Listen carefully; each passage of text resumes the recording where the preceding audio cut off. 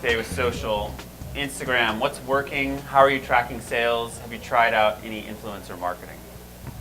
No influencer marketing. Any plans? Well, of course, yeah. Yeah. I'd like to think we got some big plans, but we're working on it. Again, we use Shoelace for some of our retargeting. We do use Kit CRM for some of our targeted ads, and that's just mainly to speak to the right audience. But again, we're learning every single day. Influencer marketing is really important for us. I guess I didn't really explain it in the beginning. Our site Paradise Fibers sells, it's an arts and crafts store. So we sell yarn and knitting needles and spinning wheels and fiber, if you can believe it. And so one of our programs is we have a Fiber of the Month club. And just by really getting engaged in influencer marketing on Instagram, sending them some free product, asking for a review, asking them to post it, we've tripled the size of our Fiber of the Month club over the summer, which, as you can imagine, for somebody that's into knitting, is the off season. So we've seen a ton of success through influencer marketing. So I'd highly recommend sending some products to people on Instagram and asking for reviews and promotion. Are you doing that outreach yourself? And you'll hit you up in a second. Do you have a third-party service you're using, or are you actually going? We have a marketing staff now that Okay. knows something about knitting. So our staff does it. Okay, got it. Go ahead with your question. Have you found like a sweet spot as far as followers or kind of engagement rate for those influencers as far as like who is actually Who's worth like talking to? I mean, for me, it's more, there's kind of a gut feeling. It's like this person is putting out stuff that's really cool and interesting to watch, or I would never follow this person because they're an idiot or something. I mean, I think you really have to know your brand and who you want promoting it. Most our real core customer base are women, 45 to 100, and on Instagram our core people are 25 to 34. And so we see them come to our business for different things. Old ladies are crocheting doilies, young people are making like cartoon characters out of yarn, like crazy stuff. So, so I don't have a good metric though. Just reach out to a lot of them. Okay, so Instagram is a completely different thing for us. Instagram is primarily brand reinforcement. It's all about the emotional feeling and not about sales.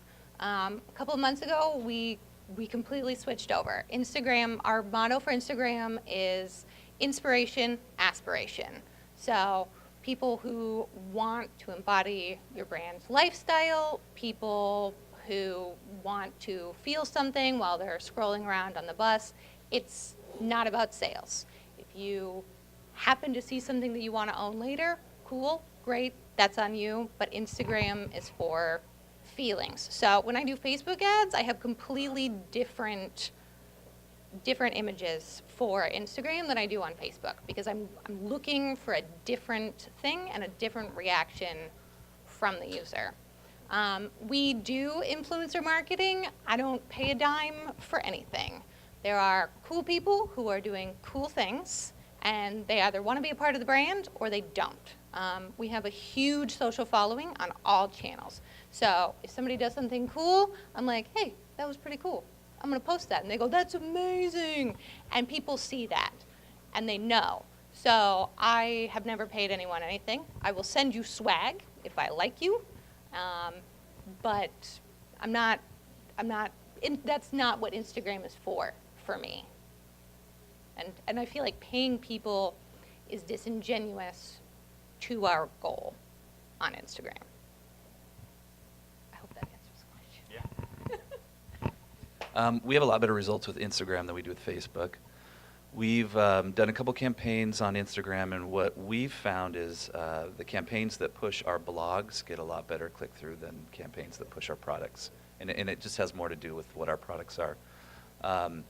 We do a lot of posting. So in packaging, we sell printed packaging, and so a lot of what our posts are the unboxing experience. So it might be a picture not just of our product, it might be a picture of somebody's great unboxing experience, and then what we're doing is reinforcing our brand within that picture.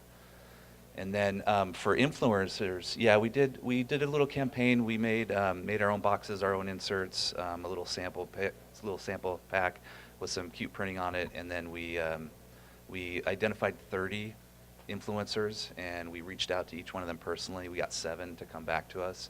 And so we sent these kits out to them, and out of the 7, we got 1 person to actually write us in their blog.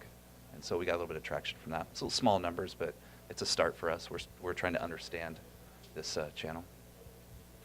Good. Any other questions from the audience? Yeah, go ahead. You send swag out to influencers. Do you send product or like brand stuff? Both actually. So a lot of people are only familiar with certain flavors that we have in the lineup. Because I'm HQ, I get all of them. So, for example, we have a bunch of friends who are like cartoonists, and so I'll send them swag because they're our friends. And then I'll send them like weird flavors that they've never tried before. So like, here's the Halloween exclusives, just wanted to say what's up, your new skateboard looks awesome, like that sort of thing. So Justin, you were saying that you sent out some samples of your product to about 20 influencers. Then it got down to 7 responded and 1 took it and promoted your product. So I would think that you initially found more than 20 people, influencer. What are some of the criteria you use to dwindle it down and make your selection process? So like one of the other answers, we tried to identify people that looked like they had a following that we would want to see our brand, right? There's a lot of influencers who are doing it for a job or whatever the reason is. And if you take a look at what their following is or take a look at what their posts are, you realize that this is probably not somebody I want to spend my time and resources on. And in this channel, we had very limited resources from a time standpoint. So we really tried to take a list of, I think we started by looking at some of the best box pictures and then start kind of following the trail upwards until you find somebody who's got a lot of followers, and then you start to look at what their postings are.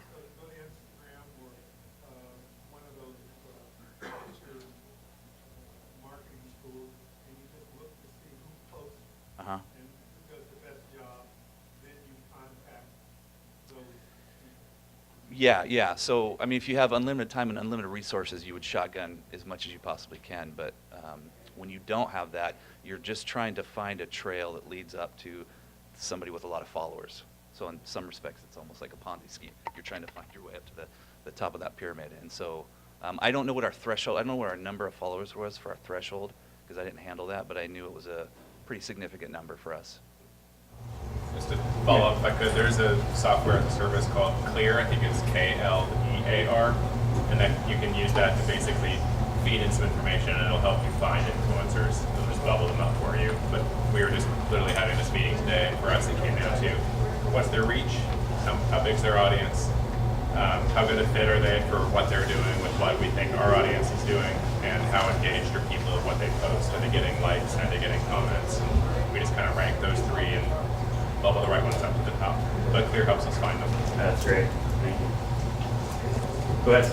Have any of you guys used or paid for any promotion like on like CleanBit, Thomason, any of those kind of places where you can actually, see what people's reach is and actually, go through that process with them? And if you have, was there any ROI in paying people to? I can tell you, we kind of do the opposite, of what these guys do. Our marketing staff, they're each required to reach out to 5 influencers every week. So we have 3 people on our marketing staff. So we're reaching out to 15 new influencers a week, and then they're following up to that conversation. So, in my opinion, you can pick and choose and have whatever thresholds you want, but at the end of the day, you want somebody to post your stuff online and love it.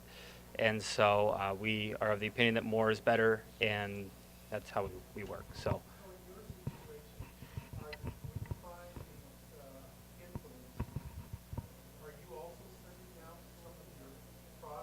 Yes.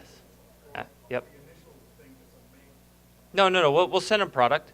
I mean, it depends on what you're selling, but you have to have margin in whatever you're doing. You're not going to send them something expensive unless they're worth it.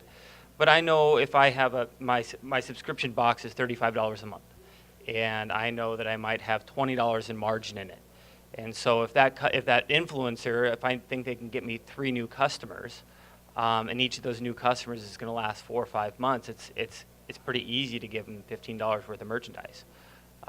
But you have to measure things. You have to make sure it backs out at the end. But as long as you have a solid product and you're reaching out to the right people, and people are converting, then there's no reason not to. So. That's great. Okay, one more. Thank you. So you two guys in the end are really targeting B2B. We do B2B and B2C as well. But I'm hearing that social kind of for B2B is not working great. And I mean, I guess what channels are you finding work well for B2B? I don't know if this is going to As a quick aside, yeah, that's a bit of a teaser for some future might lead slides. into the next slide. Yeah, hold that thought if you don't mind. Well, I think we'll get in. If we don't get into it, then we'll make sure to cover it. Yeah, but great question. All right, we're going to head to the next